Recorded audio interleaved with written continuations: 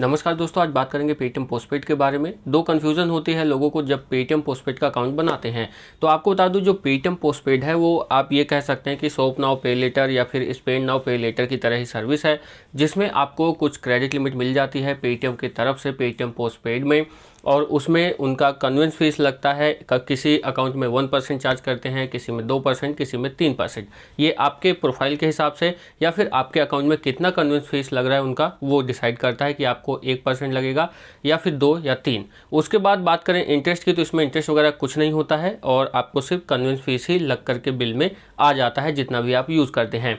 यहाँ पे दो कन्फ्यूज़न ये होती है कि पेटीएम पहला जो है, जो पहला कन्फ्यूज़न है वो ये है कि पेटीएम पोस्टपेड अगर आप जिस भी महीने में एक भी रुपए उसमें से यूज़ नहीं करेंगे, चाहे आपको क्रेडिट लिमिट 5,000 मिली हो, 10,000 मिली हो या फिर 20,000, वैसे अप टू 60K यानी कि 60,000 रुपये तक देते हैं, तो उसमें से अगर आपने एक भी रुपए यूज़ नहीं किया किसी महीने में, 1 से 30 तारीख का इनका बिलिंग साइकिल होता है, तो क्या चार्जेस लगेंगे, ये कन्फ्यूज़न रहता है। तो आपको बताना चाहूँगा, कई बार मैंने इस पर वीडियो भी, शायद कई बार क्या 1-2 बार बनाया ही है वीडियो, कि आप जिस मंथ में यूज़ नहीं करते हैं, जो पहला कन्फ्यूज़न है कि यूज़ करने पे चार्ज लगेगा या नहीं, अगर आपने उस महीने में एक भी रुपए यूज़ नहीं किया है तो एक भी रुपए का चार्जेस नहीं लगेगा आपको, ना ही कोई कन्वेंस फीस, ना ही कोई मंथली चार्जेस लगेंगे।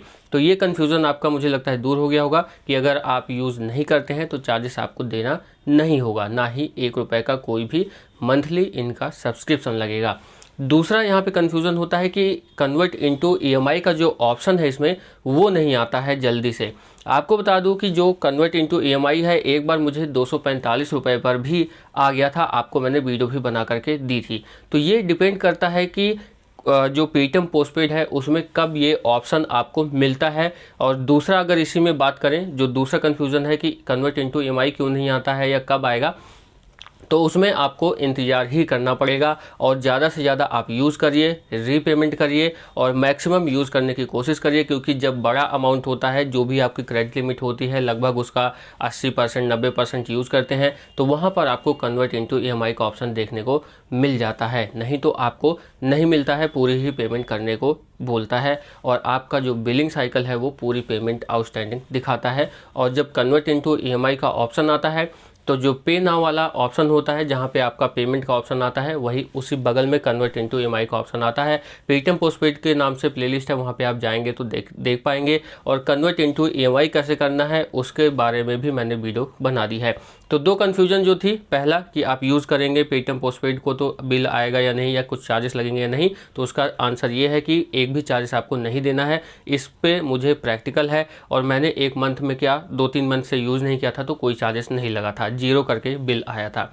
उसके बाद दूसरा जो कन्फ्यूज़न है कन्वर्ट इनटू ईएमआई का, तो उसमें आपको बताना चाहूँगा कि अगर आपको ऑप्शन मिलता है तो अच्छा है, आप उसको कन्वर्ट इनटू ईएमआई कर सकते हैं अमाउंट को, और नहीं मिलता है तो आपको मैक्सिमम यूज़ करना है, रीपेमेंट करना है, उसके बाद आपको ऑप्शन देखने को मिल सकता है। इस वीडियो में इतना ही। चैनल को लाइक शेयर सब्सक्राइब जरूर कर देना।